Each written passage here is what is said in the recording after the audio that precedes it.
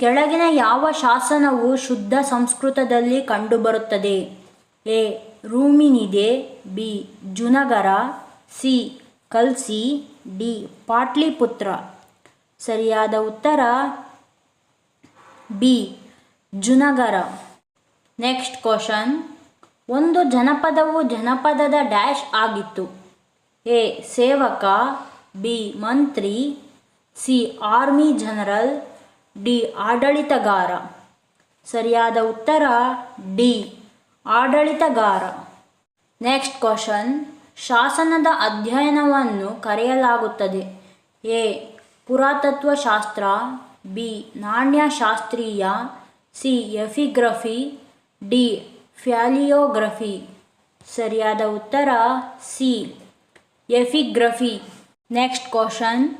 ದ್ರಾವಿಡ ಶೈಲಿಯ ದೇವಾಲಯದ ವಾಸ್ತುಶಿಲ್ಪದ ಪ್ರತಿನಿಧಿ ಯಾವುದು? ಎ. ವಿಮಾನ, ಬಿ. ಶಿಖರ, ಸಿ. ಮಂಟಪ, ಡಿ. ಗೋಪುರ. ಸರಿಯಾದ ಉತ್ತರ ಎ. ವಿಮಾನ. Next question. ಕೆಳಗಿನ ಯಾವ ಕೃತಿಯು ಕಾಶ್ಮೀರದ ಇತಿಹಾಸದೊಂದಿಗೆ ವ್ಯವಹರಿಸುತ್ತದೆ? A. Gaudavaho, B. Harshacharita, C. Rajatarangini, D. Vikramankadevacharita. ಸರಿಯಾದ ಉತ್ತರ C. Rajatarangini. Next question. Nalanda ಮಹಾವೀರರನ್ನು ಸ್ಥಾಪಿಸಿದವರು ಯಾರು? A. Kumaragupta, B. Skandagupta, C. Devagupta, D. Vedagupta. ಸರಿಯಾದ ಉತ್ತರ A. Kumaragupta. Next question. Tamil ಸಾಹಿತ್ಯದ ಅತ್ಯಂತ ಪ್ರಾಚೀನ ಕೃತಿ ಎಂದು ಹೇಳಲಾಗುವ ತಮಿಳು ವ್ಯಾಕರಣದ ಕೃತಿ ಯಾವುದು? ಎ.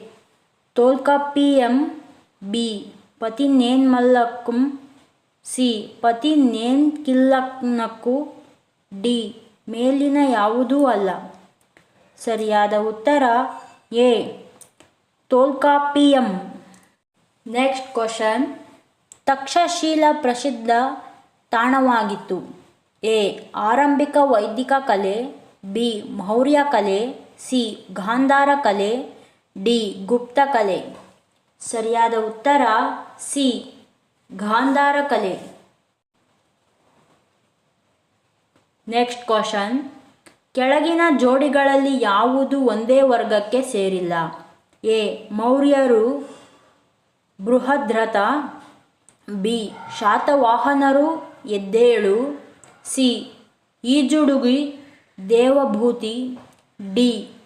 ಕ್ಯಾನ್ವಾಸ್ ಸುಸರಾಮನ್. ಸರಿಯಾದ ಉತ್ತರ ಬಿ. ಶಾತವಾಹನರು ಎದ್ದೇಳು.